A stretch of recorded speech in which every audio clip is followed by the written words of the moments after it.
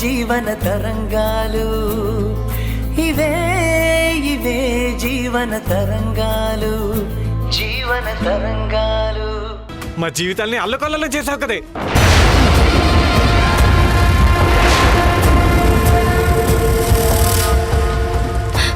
అన్నయ్య కోపడుకో, పెద్ద మనసు చేసుకుని నన్ను క్షమించన్నయ్య.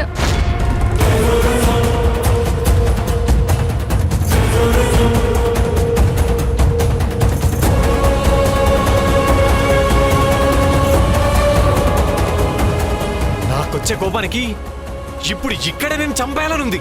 రేయ్ ఏంట్రా, నా భార్యని చంపేయాలనుందంటావా?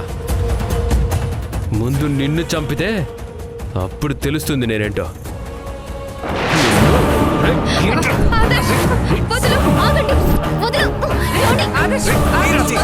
ఏంట్రో వదిలేది?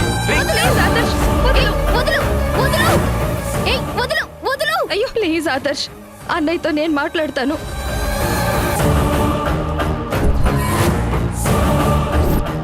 ఉదయాన్నే నా ఇంటి ముందుకొచ్చి నా కోడల్ని చంపేస్తానని బెదిరిస్తున్నావు.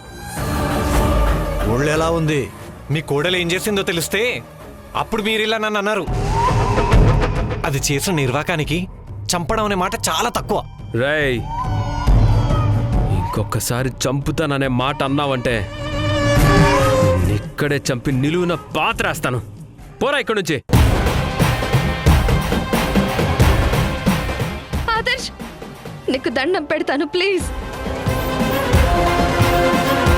దయచేసి గొడవ పెద్ద చెయ్యొద్దు. మా వాళ్ళతో నేను మాట్లాడి పంపించేస్తాను. పంపిస్తావు? ఎందుకు పంపించావు? మా బ్రతుకులు అల్లకల్లోలం చేసి మాకు నిలువు నీడ లేకుండా చేసి నీ కడుపు మంట చల్లార్చుకున్నావు కదా. మా బ్రతుకుల్ని ఆర్పేసి ఇక్కడ నువ్వు మాత్రం సుఖంగా కూర్చున్నావు. అసలే బిడ్డని పోగొట్టుకున్న బాధలు నేనుంటే నువ్వొచ్చి మా నెత్తి మీద పెద్ద బండరాయి వేశావు. పచ్చటి మా కాపురంలో కారు చిచ్చు పెట్టావు. ఆ మంటల్లోనూ చలి కార్చుకుంటున్నావు. కీర్తి, నిజానికి నేను నీకు మంచే చేశాను. నా వల్ల ఇంత పెద్ద కోటీశ్వర్ల ఇంటికి కోడలు అయ్యావు.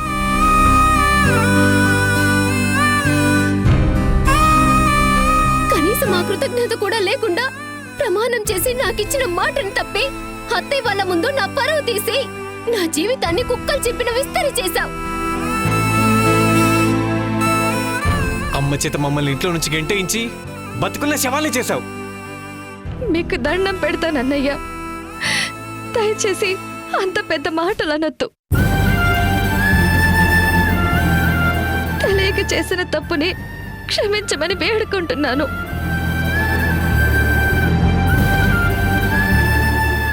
ఏమ్మా, నువ్వు ఆదర్శ్ ఇష్టపడి పెళ్లి చేసుకున్నారనుకున్నావు. కానీ మీ వదిలికిచ్చిన మాట కోసం నా కొడుకుని పెళ్లి చేసుకున్నావంటుంది. ఏంటి గూడు పుటాని చేస్తున్నారా?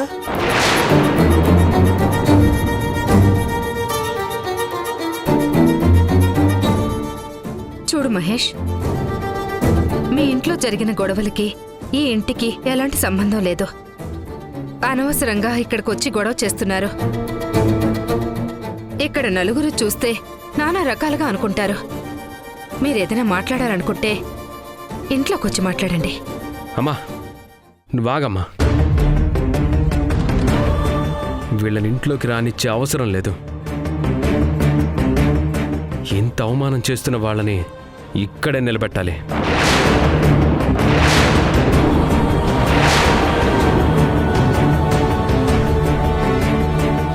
అందరూ చూసి మొహం మీదే చీ కొట్టాలి.